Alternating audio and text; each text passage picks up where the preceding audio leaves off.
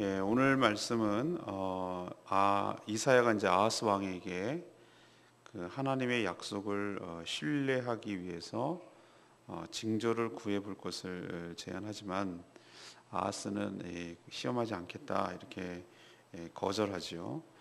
그래서 이사야 선지자는 이런 아하스를 책망합니다. 책망하고 하나님이 친히 징조를 보일 것인데 그것은 바로 처녀가 잉태하여 아들을 낳을 것이고 또 그 이름을 임마누엘이라 이렇게 칭하게 될 것이다 이렇게 얘기하죠. 그리고 그 아이 태어날 아이가 젖을 먹을 정도, 그러니까 조금 클 정도, 성인이 되기 전에 그런 정도의 시간이 지나면 너희가 그렇게 두려워하고 무서워하던 아람 그리고 북이스라엘은 하나님의 심판을 받아 멸망하게 될 것이고, 그렇지만 동시에 이런 하나님께서 지켜주시리라는 말씀을 신뢰하지 못한 유다 역시 그렇게 믿고 의지하던 아수르에게 당할 것이라고 그렇게 하나님께서 예언하시는 그런 내용이 되겠습니다. 오늘 하나님께서 첫 번째로 주시는 말씀은 10절에서 12절까지 말씀을 근거로 합니다. 우리의 말이 아니라 선택이 우리의 믿음을 보여준다는 것을 우리에게 가르쳐 주는 것이죠. 이 아하스 왕은 이사야의 예언에도 불구하고 어제 말씀을 드렸죠. 하나님께서 그 부직갱이 같은 두 나라, 그러니까 아람과 북이스라엘이 연합해서 유다 나라를 치려고 하더라도 그들의 계획은 성공하지 못하리라 이렇게 하나님께서 얘기를 하셨죠. 그런데도 불구하고 아하스는 하나님을 신뢰하지 않았어요. 전혀 믿지 않았습니다. 왜 그럴까? 믿는 구석이 있기 때문이죠. 하나님보다 그는 인간적인 방법을 더 추구했다고 제가 말씀드렸는데, 이미 왕궁 창고는 물론 성전에 있는 금은보화, 보물까지 다 긁어 모아서 그 당시 그 강대국이라고 할 수 있는 아수르에게 갖다 바쳤습니다. 그래서 이제는 아수르가 자신들이 위기에 처한, 이게 아람과 북이스라엘 의 침공으로 인해서 자신들이 위기에 처해 있었는데 그런 자신들을 도우러 올 것이라고 이렇게 아하스 왕은 철석같이 믿고 있었던 것이죠. 또한 지금 이사야가 찾으러 가서 만난 장소가 수로공사라고 제가 말씀드렸어요. 기온 샘물을 갖다가 안으로 끌어들이려는 수로공사를 지금 하고 있었는데, 왕이 얼마나 이게 중대한 나라의 전폐 위기가 달려 있는 공사였으면 직접 공사를 했겠어요. 나가가지고 감독을. 그러니까 이것도 어느 정도 이제 성공하고 마무리가 되면은 이제는 성 안에 물이 들어오니 식수가 걱정 없으니 이제는 괜찮다라는 식으로 이렇게 생각했기 때문에 이사야가 이런 얘기를 해도 뭐 그렇게 하시든가 말든가 뭐 이런 식으로 하나님의 약속을 신뢰하고 붙들지 않았던 것이죠. 그래서 이런 모습을 보이는 아하스 왕에 대해서 참 이사야는 안타깝기도 하고 답답했을 거예요. 그래서 이사야가 뭐라고 그러냐면은 이 하나님의 이제 제안을 전하는 것이죠. 그것은 뭐라면은 하나님의 약속이 사실임을 깨닫게 하려고 이 평상시, 그러니까 자연적으로 일어날 수 없는 초자연적인, 누가 봐도 기적 같은, 이거는 범상치 않은 뭔가 일어날 수 없는 그런 일을 하나님께 구함으로 믿음의 표징으로 삼으라고, 하나님을 징조를 구해보라고 그렇게 하나님의 제안을 전합니다. 구약에 이런 역사적 사례가 있습니다. 뭐냐면 여러분 잘 아시죠? 사사시대에 기드온 아시죠? 기드온 사사가 정말로 이거 성공할 것, 이 전쟁에서 이길 것인가, 양털 가지고 시험하잖아요. 두 번 더블 시험을 합니다. 크로스 체킹하는 거죠. 한 번은 이 양털에 이슬이 양털만 적게 해주십시오. 거꾸로 이번에는 의심쩍으니까 그러면 양털만 안 적게 해주십시오. 주변은 다 적고. 이거야말로 정말 있을 수 없는 거잖아요. 아니 여러분 생각해보세요. 비가 내리면 다 내리고 이슬이 내리면 다 내리는 거지 여기만 내리고 여기는 안, 이건 말이 안 되잖아요. 이건 뭐죠? 하나님께서 특별한 초자연적인 능력으로 그 하나님이 이 전쟁을 승리하시겠다는 어떤 일종의 징조죠. 사인이죠. 표징이죠. 그런 것처럼 너도 그렇게 지금 마음에 불신이 있고 긴가민가하고 하나님에 대해서 전폭적으로 신뢰를 못하니 네가 하나님께 뭐라도 좋으니 그건 네가 선택하기 하라는 거예요. 하나님 이렇게까지 제안을 해요. 네가 뭘 하든지 간에, 네가 무엇을 징조를 구하든지 간에, 그래서 하나님께 들어주겠다는, 그래서 너를 마음을 신뢰를 하시겠다는. 정말 저는 이 얘기를 쭉 들으면서 하나님이 어떤 분입니까? 이사야가 여러분 지난 주일 설교에서 느꼈지만 천군 천사의 찬양과 영광을 받으시기 합당한 분이고 영광과 위엄이 있으신 분이에요. 여러분 같으면 이런 아하스에게 여러분 이렇게까라도 얘기하겠습니까? 쉽지 않을걸요? 자존심 상해서. 하나님이 왜 이렇게까지 얘기를 해야 되는 거죠? 너 아무거나 한번 들어봐. 너 나를 못 믿는 것 같은데 내가 너 뭐라도 사인을 보내면, 네가 뭘 구하면 내가 그것을 너와 함께 하겠다는 것을 사인을 보여줄게. 이렇게까지 왜 하는 거죠? 여러분 정말로 사랑하면 자존심 따위는 없어요. 그런 것 같아요. 하나님이신 그분이 이 쓰레기 같은, 어떻게 보면 정말 보잘것없는 이 죄악 가운데 살아가는 이 나라가 뭐라고, 하나님께서 이렇게까지 해가면서 너 한번 구해볼래? 이렇게까지 말씀하시는 이것 보고 제가 하나님 너무 굴욕입니다 라고 말하기에 앞서 하나님 정말 이 나라를 사랑하시는구나, 이렇게 해서라도 이 나라의 신뢰를 되찾고 싶어 하시는구나, 믿음을 되찾게 하고 싶으시구나, 이렇게 하시려는 눈물겨운 하나님의 그 마음, 그런 것들이 전 절절하게 느껴졌어요.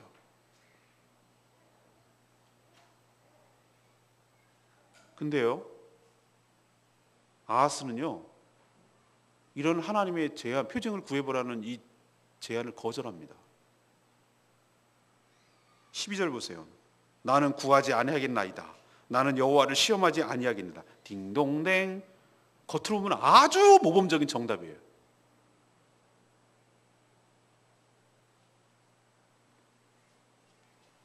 얼핏 믿음이 상당히 좋아 보이죠? 제가 감히 어떻게 하나님을 시험하겠습니까? 이렇게 들리죠, 여러분? 하지만 여러분 잘 아시잖아요. 내용과 문맥과 정황을 보면은 아하스 왕이 하나님을 신뢰하지 않아요. 오히려 인간적인 방법을 더 신뢰한다고 말씀드렸잖아요. 수로 공사를 하고 아수르에게 뇌물 바치고, 그래서 이 국가적인 난제를, 이 위기 상황을 돌파해 보려고 하는 지극히 인간적인 방법을 쓴다고 제가 말씀드렸잖아요. 제가 여기서 하나 깨닫는 게 있어요. 묵상하다가 어제 묵상했죠. 어제 저녁에. 그렇구나. 우리의 신앙은요, 우리가 내뱉는 말에 있지 않아요. 말은요, 마음에 없는 말도 할 수 있고요, 포장하는 말도 할 수 있고, 위장하는 말도 할 수 있고요, 상대방이 듣기 좋은 말도 할 수 있어요. 말이 아니에요. 말이 우리의 신앙의 본질을 드러내는 것 아니에요. 무엇이 드러내냐? 우리의 삶인데, 삶이라고 하면 너무 포괄적이니까 우리의 삶이 뭐로 드러나냐면 우리의 선택으로 드러나요. 우리의 선택으로. 내가 여러 중에서 무엇을 선택하느냐, 이것이 우리의 믿음을 드러낸다고. 내가 진짜로 하나님을 신뢰하느냐 그렇지 않느냐는 화려한 화술에 있지 않아요. 아하스왕 보세요. 얼마나 하나님을 신뢰합니까? 나는 하나님을 시험하지 않겠습니다. 이 얘기는 얼핏 그것만 딱 따서 들으면은 나는 하나님을 시험하지 않고도 나는 믿습니다, 이 얘기잖아요. 나는 그런 징조 구할 필요도 없습니다. 나는 징조 따위는 구하지 않겠습니다. 나는 무조건 하나님을 신뢰하기 때문에 그런 걸 구하는 것이 불필요합니다 라고 말하는 것처럼 얼마나 신앙이 좋아 보여요. 그런데 알고 보니 신앙이 가장 없는 사람이에요. 우리도 하나님을 위하는 양, 상대를 위하는 척, 이런 이중적이고 위선적인 신앙 버려야 됩니다. 우리는 때로 어르신이 그럴 때가 있어요. 어르신이 이렇게 제가 그럴 때가 있는데, 어르신이 오늘 좋은 거 먹으러 가자.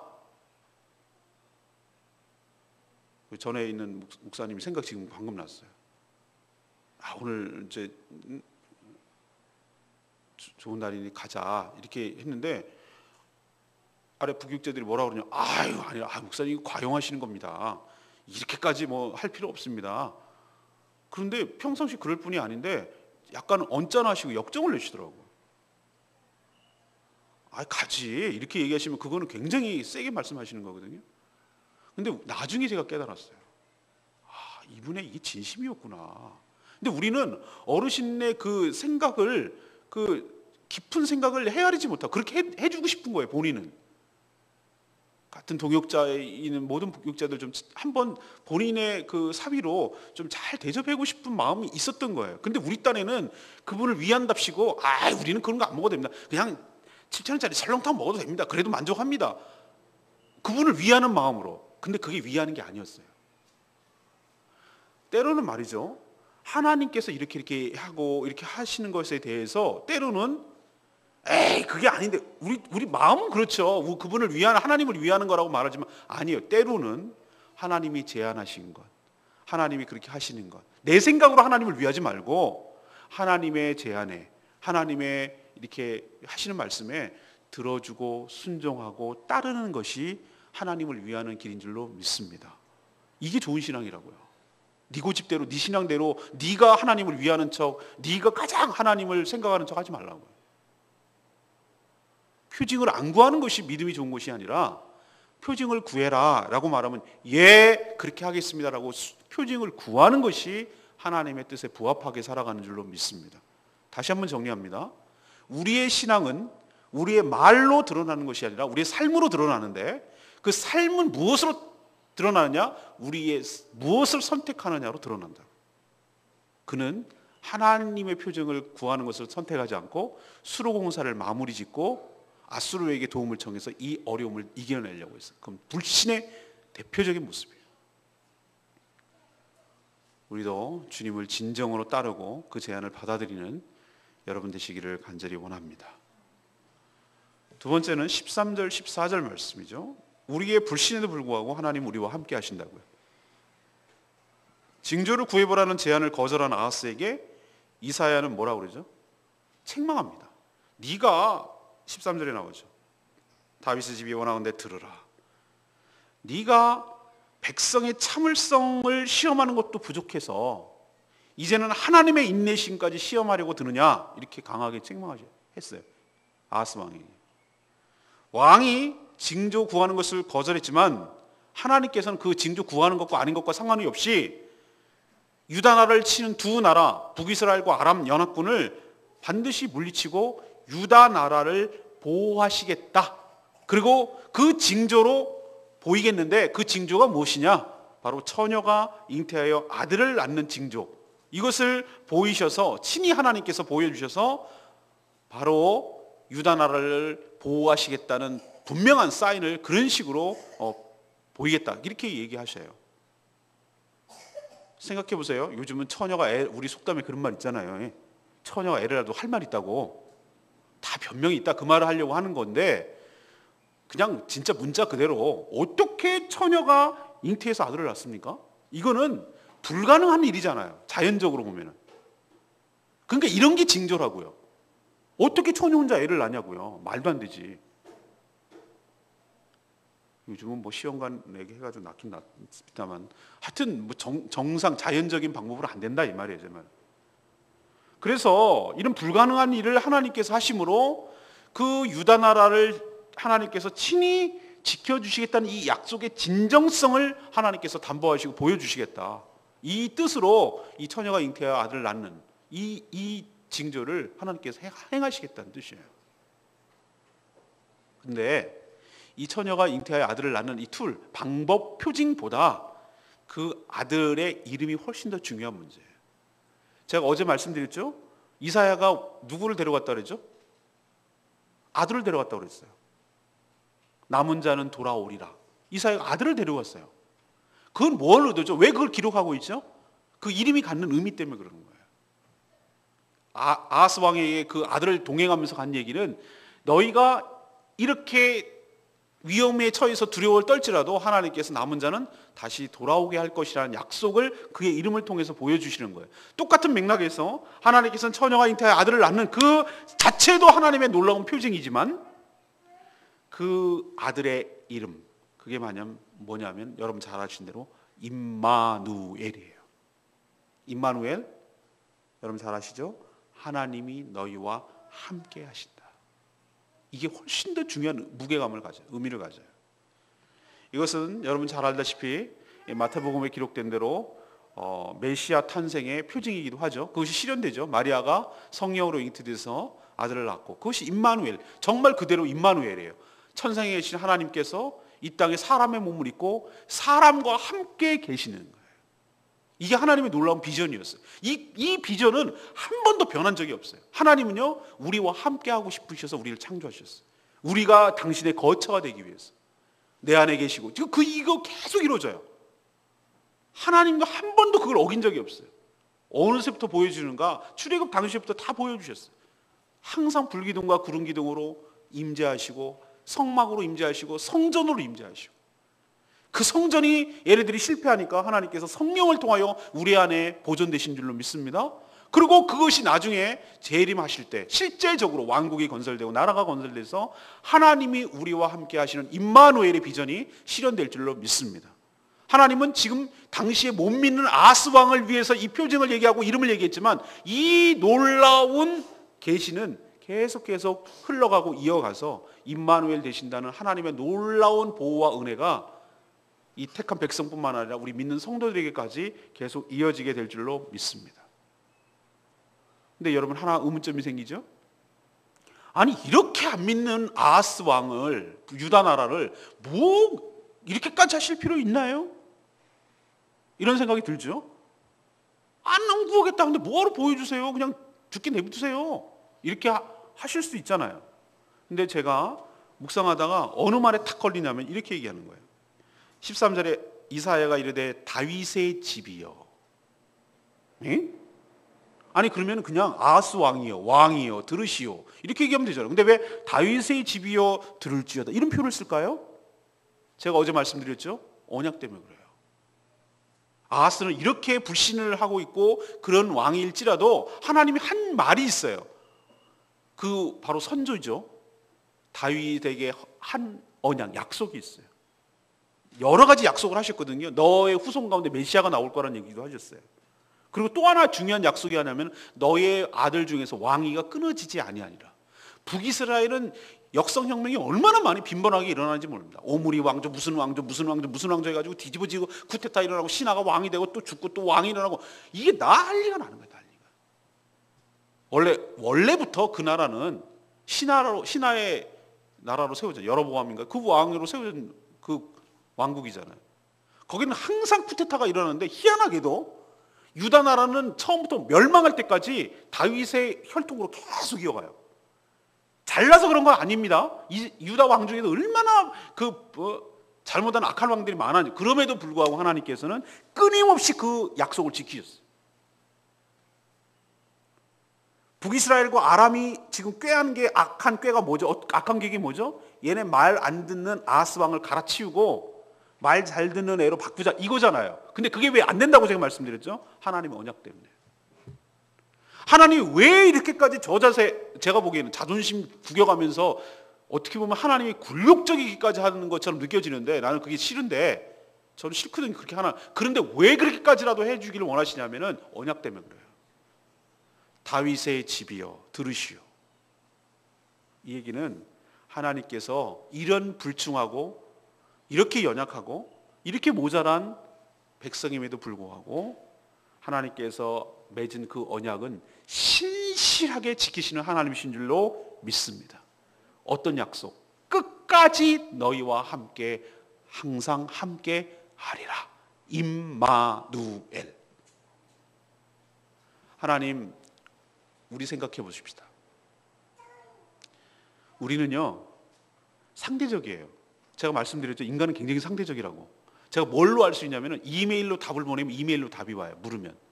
카톡으로 보내면 카톡으로 답이 와요. 문자로 보내면 문자로 답해요. 그리고 내가 또 하나 실험을 해봤어. 길게 문장을 쓰면 상대도 길게 답이 와요. 짧게 띡띡띡 응 예 이렇게 하면 거기도 이모콘티로 그냥 와요. 아, 상대는 자기가 한 받은 만큼 리액션 하려는 게 있구나. 그게 좋은 것이든 그게 나쁜 것이든. 이 속성이 그래요. 근데 여러분, 만약에 여러분이 하나님이에요. 여러분이 하나님이에요.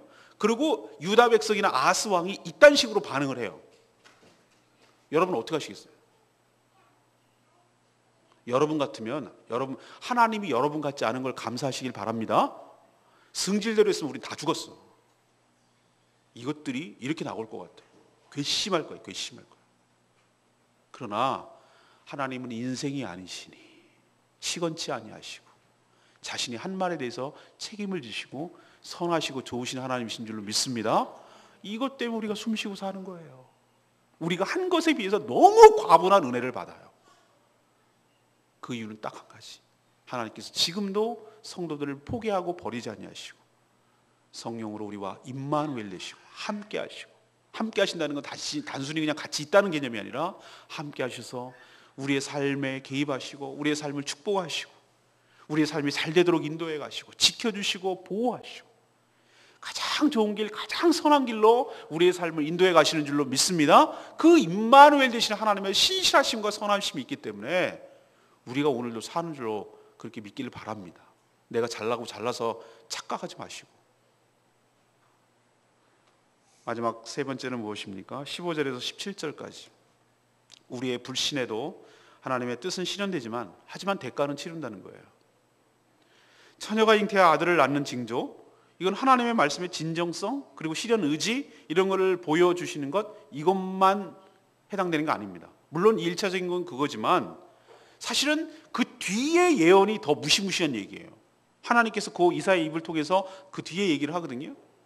이렇게 태어난 아이, 임마누엘이라고 불릴 이 아이가 악을 버리고 선을 택할 줄 알 때, 이제 좀 철이 날 때 아무 생각 없고 그냥 뭐 이게 선인지 악인지도 모르고 그런 게 아니라, 시온이도 요즘은 알아요. 이게 나쁜 건지 좋은 건지 이제 생각을 좀 하는 것 같아. 근데 이제 자기 스스로 이거는 안 되는 거야, 이건 좋은 거야, 이거를 택할 줄 그만큼 좀 성장할 때, 철이 날 때, 말귀를 알아들을 때, 이 얘기예요. 그러니까 얘가 어른이 된다는 얘기가 아니라 이 아이가 조금만 성장했을 때, 엉긴 젖과 꿀을 먹을 그때, 다시 말해서 젖 떼고 이제는 우유 먹을 때, 모유 끊고 우유 먹고 이제 꿀 먹을 때, 얘기는 이제 지가 이유식도 하고 좀 뭐 먹을 만할 때 그 얘기예요. 그 얘기는 뭐죠? 이 아이가 성인이 될 때까지 오랜 시간이 안 걸릴 거라는 뜻이에요. 이 아이가 좀 클 때 두 가지 하나님이 이사야 선지자를 얘기인데 16절이에요. 네가 미워하는 두 왕의 땅이 황폐하게 되리라. 이게 첫 번째 예언이에요. 이게 무슨 얘기냐면은 이 아하스 왕이 그렇게 두려워하고 미워하던 왕이 누구라고 그랬습니까? 두 왕이. 아람 왕 르신, 그 다음에 북이스라엘 왕 베갑. 이 두 왕이잖아요. 그 왕이 다스리고 있는 두 나라, 아람과 북이스라엘이 어떻게 된다는 겁니까? 황폐하게 될 것이다. 이 임마누엘이라는 아이가 조금만, 그렇게 많이 크지 않고 좀 시간이 조금만 걸리면, 아닌 게 아니라 실제로 아람 나라는 지금 시리아입니다. 다마스커스. 시리아는 주전 732년 아수르에게 멸망. 북이스라엘은 주전 722년 역시 아수르에게 멸망. 그 멸망하리라는 예언이 성취되고 맙니다. 문제는 그 다음이에요. 그게 17절 얘기인데, 애초에 두 나라 동맹국을 물리쳐 주실 것이니 두려워하지 말라는 예언은 이렇게 성취됐어요. 이들이 징조를 구하든 안 구하든 하나님의 뜻은 성취된다, 그 말이에요. 그렇지만 유다 나라가 문제죠. 이렇게 하나님의 약속을 믿지 않고 인간적인 방법을 더 찾고 의지한 유다 역시 하나님 그냥 두지 않아요. 뭐라고 했냐면은 이런 얘기를 합니다. 여호와께서 에브라임이 유다를 떠날 때, 그러니까 두 왕국이 분리될 때, 원래는 한 나라였잖아요. 다윗, 솔로몬까지 한 나라인데 솔로몬 죽고 나서 어떻게 됩니까? 르호보암 시대에 어떻게 됩니까? 남쪽 나라 유다 두 지파 남고 북쪽 나라 10지파 넘어갔잖아요. 그게 에브라임이 대표하는 거거든요. 에브라임은 북쪽 이스라엘을 대표하는 지파거든요. 에브라임이. 그래서 에브라임 그러면 북이스라엘을 지칭하는 거예요. 에브라임이 유다를 떠날 때부터, 그러니까 왕조가 한 400년? 500년? 여기 될 때부터 니네들이 한 번도 당해보지 않은 날이 너와 네 백성에게 임하게 되리라. 그것은 곧 아수르 왕이 오는 날이니라. 도와주러 온다고? 너 이뻐서 온다고? 천만에. 두 나라가 아수르에게 멸망했듯이 아수르가 니네는 이뻐해 줄 것 같냐? 니네가 그렇게 뇌물 바쳐가면서 의지했던 그 아수르가 오히려 딱 돌변해가지고 너를 목재고 너를 죽이는 도구가 될 거야. 이 얘기예요. 이게 얼마나 어이없는 일입니까? 그렇게 금딱지, 성전에 있는 금딱지까지 다 긁어 모아가지고 뇌물을 바쳤더니 보호해 줄 줄 알았더니 그거예요. 옛날에 기억나십니까? 이솝우화에서 우리의 왕이 되어주세요. 개구리 나라의 황새 왕, 우리를 보호해주세요. 그래서 보호해주랬더니 하나씩 없어지는 거 알고 봤더니 잡아먹는 거. 아수르가 그 꼴이라 이 말이에요. 네가 하나님을 버리고 하나님을 의지하지 않고 인간적인 방법으로 다른 나라를 의지한 결과와 대가가 무엇인지 니네 눈으로 똑똑히 보라는 거예요. 하나님께서 우리에게 도전 세 번째로 주시는 것, 불신은 하나님의 대가를 반드시 치른다. 우리의 불신과 상관이 없이 하나님의 거룩하신 선하신 뜻은 이 땅에 실현될 줄로 믿습니다. 뭘 통해서 보면 알죠? 두 나라와 징조를 구하든 안 구하든 우리가 믿든 안 믿든 상관없어요. 두 나라는 하나님께서 언약에 따라서 바로 아람, 북이스라엘은 하나님께서 멸망시킬 거예요. 왜? 유다 나라를 보호하기 위해서. 그러나 유다 나라 너희들 끝까지 하나님의 말씀을 믿지 않고 신뢰하지 않은 대가는 니네가 그렇게 의지하고 믿고 하나님 대신에 아수르를 의지했는데 그 믿고 의지했던 그것이 동아줄이 아니라 썩은 동아줄이라는 걸 깨닫게 될 날이 온다는 거예요.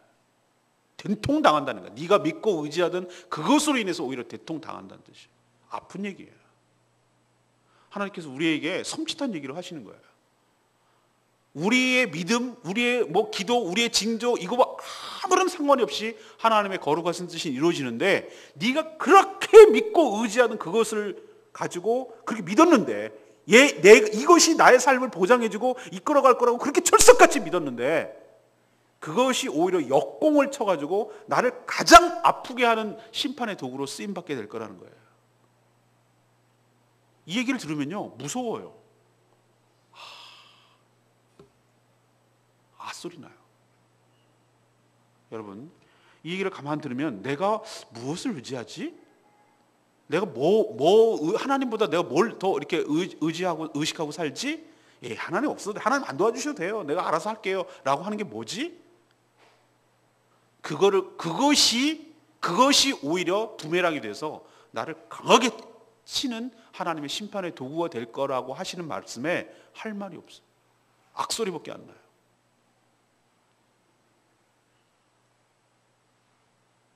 오늘 레마의 말씀, 유명한 말씀 14절 말씀. 징조를 너희에게 주실 것이라. 보라 처녀가 잉태하여 아들을 낳을 것이요 그의 이름을 임마누엘이라 하라.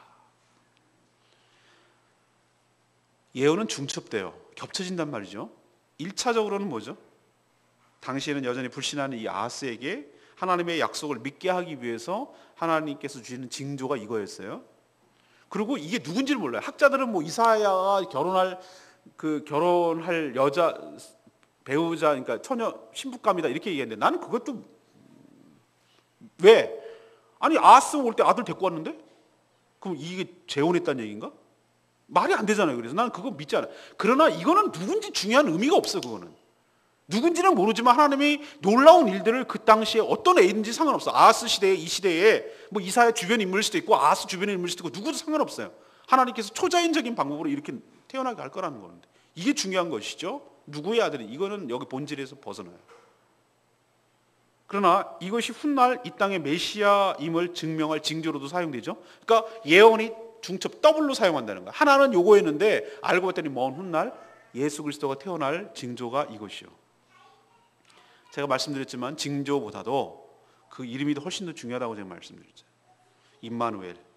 이렇게 불신하고 패역한 유다임에도 언약에 따라 하나님께서 여전히 버리시지 않냐고 함께 하시는 하나님께서 여전히 부족하고 연약하고 패역한 우리들도 버리지 아니하시고 끝까지 우리와 함께 하실 줄로 믿습니다. 이것 때문에 우리가 살아가는 줄 알고 하나님께 찬양과 영광을 돌리시고 하나님 마음 아프게 하지 마시고 불신의 대가가 치러진다는 거 기억하시고 돌이키고 하나님을 굳게 믿고 신뢰하는 어제 말씀드렸죠. 너희가 굳게 믿지 않으면 굳게 서지 못하리라. 이 말씀 붙들고 믿음으로 승리하는 복된 하루 되시기를 간절히 바랍니다. 오늘 말씀 붙들고 기도하기 전에 우리 찬양집 37장 임마누엘 임마누엘 이 찬양 부르고 기도하겠습니다.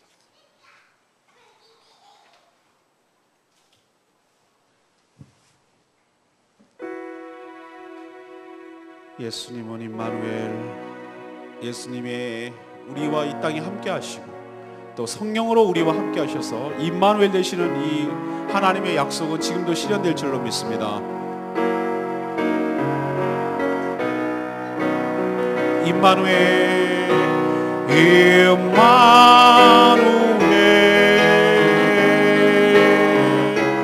임마누엘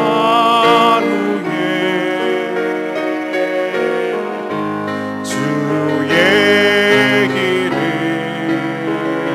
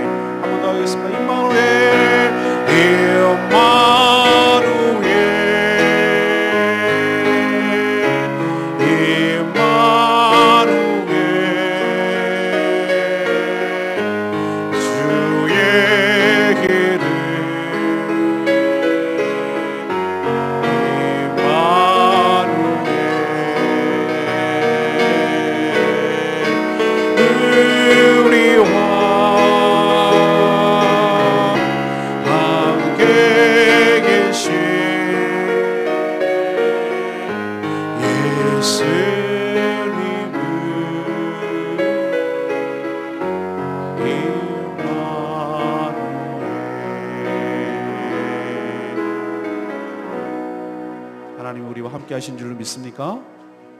임마누엘 되신 그분, 이 비전은 한 번도 변한 적이 없고 지금도 한 번도 철회된 적이 없어요. 우리와 함께 계시기 위하여 이 땅에 예수 그리스도께서 오신 줄로 믿습니다. 우리와 함께 계시기 위하여 성령께서 우리 몸에 계신 줄로 믿습니다. 임마누엘 되신 그분의 비전은 예수 그리스도께서 다시 오시는 그날 최종적으로 완성되시고 성취될 줄로 믿습니다. 이렇게 패역하고 이렇게 연약하고 이렇게 완악한 인간임에도 불구하고 하나님의 신실하심 때문에 우리가 살고 먹고 존재하는 줄로 믿습니다. 하나님 우리와 함께 하시옵소서. 우리의 믿음을 회복시켜 주시옵소서. 인간적인 방법을 의지하지 않게 하여 주시옵시고 하나님을 굳게 신뢰하게 하여 주시옵소서. 표정을 구하라고 할 때 구하게 하여 주시옵시고 하나님 다른 나라 의지하지 않게 하시고 그것이 얼마나 부메랑이 돼서 우리를 칠 하나님의 심판의 도구가 될 수 있음을 기억하고 두렵고 떨리는 마음으로 다 버리고 오로지 주님만을 신뢰하는 인생 되게 하여 주시옵소서. 다 같이 주여 외치며 기도하겠습니다. 주여 임마누엘 임마누엘 주의 이름 임마누엘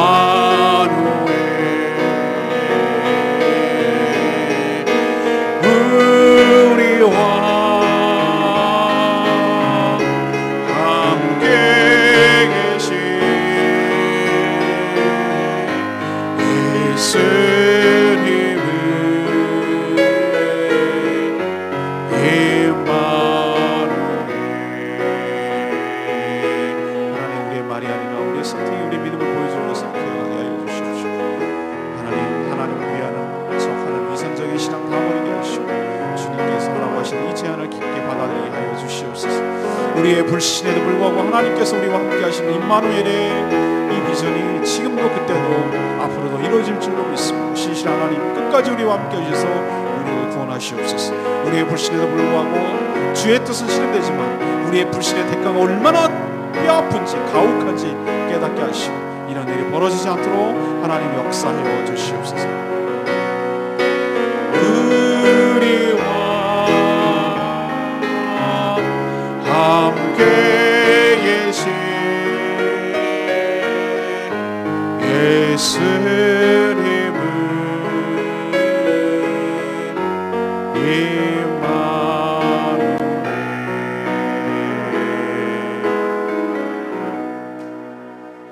하나님 저희도 아스처럼 말은 하나님을 위하는 척하지만 사실은 불신으로 살 때가 참 많습니다. 하나님보다 인간적인 방법을 더 의지하고 신뢰하는 저희들을 용서하여 주시옵소서. 그 결과가 무엇인지 똑똑하게 보게 하시고 즉각 버리고 주님만을 의지하게 하여 주시옵소서. 이렇게 불신하는 유다에게도 한 번 하신 약속을 지키시고 그 언약에 따라 친히 임마누엘 하시는 주님을 찬양합니다. 저희와 함께 하시기 위해 이 땅에 그리스도를 보내주시고 또 성령으로 우리와 함께 하시고 재림하심으로 영원히 저희들 임마누엘 되셔서 통치하실 줄로 믿습니다. 그 하나님을 찬양합니다. 그 하나님께 영광을 돌립니다. 할렐루야. 하나님, 우리에게도 오늘 임마누엘의 축복이 임하게 하여 주시옵소서. 우리와 동행하시고 우리의 삶을 인도하시고 복내려 주시옵소서. 주님께 모든 것 맡겼고 예수 그리스도의 이름으로 기도합니다. 아멘.